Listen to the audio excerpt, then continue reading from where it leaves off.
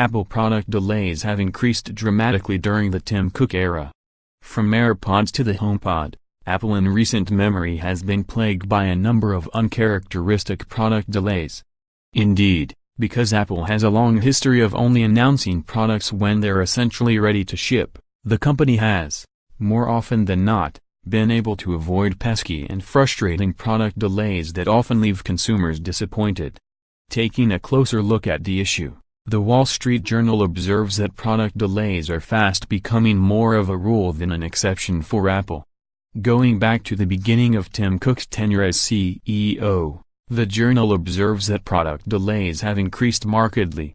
Don and number 039:T-Miss, Apple brand battery cases for the iPhone 6/6s and iPhone 7 are discounted on Amazon. Of the 70-plus new and updated products launched during Mr. Cook's tenure, the journal notes, 5 had a delay between announcement and shipping of 3 months or more and 9 had delays of between 1 and 3 months.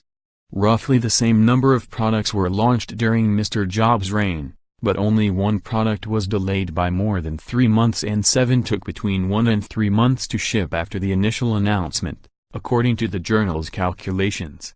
And while some of Apple's product delays are easy to brush off as insignificant, such as the relatively minor delay that impacted the initial launch of Apple's AirPods, more recent examples are harder to ignore. Take the HomePod, for example.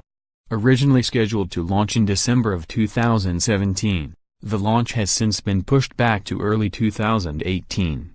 In turn, Apple missed out on the busy holiday shopping season and, as a result, likely ceded a lot of power in the smart speaker market to rivals like Google and Amazon. All that said, it's perhaps important not to read too much into Apple's recent product delays. After all, Apple's most important product, the iPhone, tends to ship on time each and every year. And though the iPhone X launched in November and not alongside the company's iPhone 8 models, Apple did manage to ramp up production much quicker than many analysts initially anticipated. It's also worth noting that Apple's product line under Tim Cook is far more expansive than what we saw during the Steve Jobs era. What's more, Apple's overall user base is significantly larger today than at any other point in history.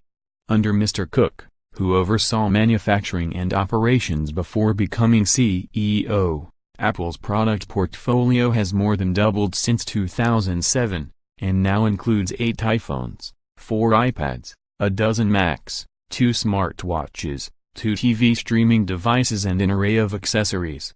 Apple's large and global customer base also add to logistical and manufacturing challenges, former employees said.